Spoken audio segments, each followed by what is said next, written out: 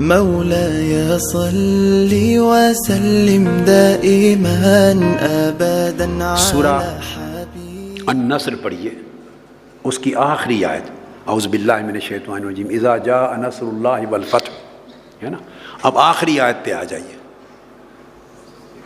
فسبح بحمد ربک واستغفر انہ کان، اونچا پڑھیے، انہ کان توابا.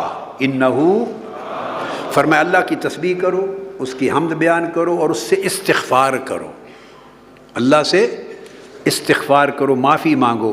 تو جب معافی مانگو گے تو انہ کان توابا، اللہ پاک بہت بخشنے والا ہے، بہت بخشنے والا تواب ہے.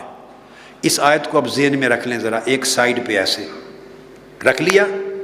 اب اس کی دوسری طرف ذہن کے سامنے ہی ایک اور آیت پڑھتا ہوں، اس کو لکھ لیں ذہن کی تختی پر، دونوں کو سامنے رکھیں.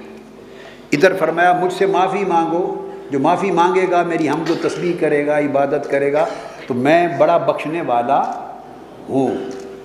اب دوسری آیت فرمایا اعوذ باللہ من الشیطان الرجیم وَلَوْ أَنَّهُمْ إِذ ظَّلَمُوا أَنفُسَهُمْ جَاءُوكَ فَاسْتَغْفَرُوا اللَّهَ وَاسْتَغْفَرَ لَهُمُ الرَّسُولُ لَوَجَدُوا اللَّهَ تَوَّابًا رَحِيمًا.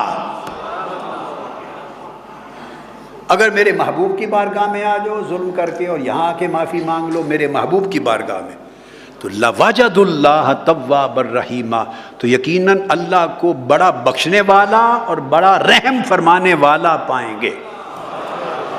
جہاں صرف اللہ سے استغفار تھا وہاں فرمایا بڑا بخشنے والا پائیں گے. جہاں حضور کی بارگاہ میں آ گئے وہاں توابن کے ساتھ رحیمن لگا دیا، فرمایا صرف بخشنے والا نہیں بے حساب رحمت کرنے والا بھی پائیں گے.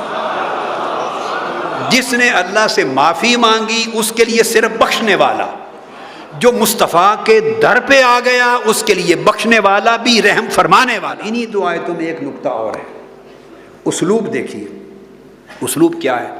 اللہ سے معافی مانگی، استغفار کیا، فسبح بحمد ربک واستغفر، معافی مانگی، حمد و تسبیح کی، عبادت کی، تو فرمایا انہ کان توابا، بے شک وہ بڑا بخشنے والا ہے.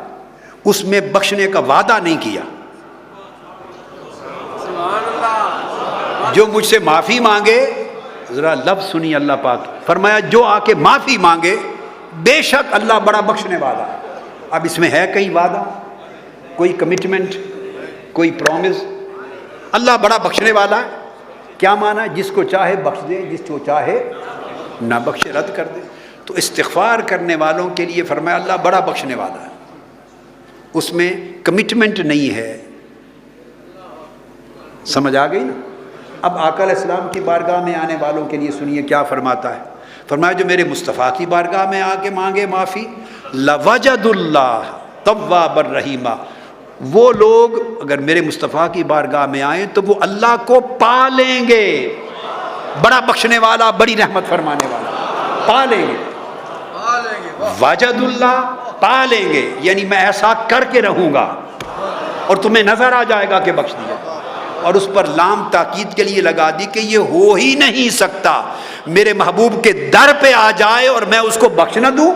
نہیں، بخشش بھی دوں گا، رحمت بھی دوں گا، وعدہ ہے.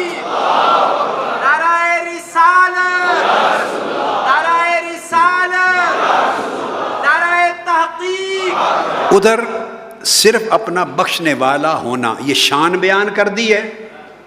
کیا مطلب؟ جو مستحق ہوگا اس کی اپنی مرضی ہے، اللہ کی شان بیان کر دی. ادھر شان نہیں بیان کی، صرف ادھر وعدہ کر دیا، اور وعدہ بھی تاکیدی کہ ہو نہیں سکتا کہ بخشوں نہ اور رحمت سے جھولیاں نہ بھروں.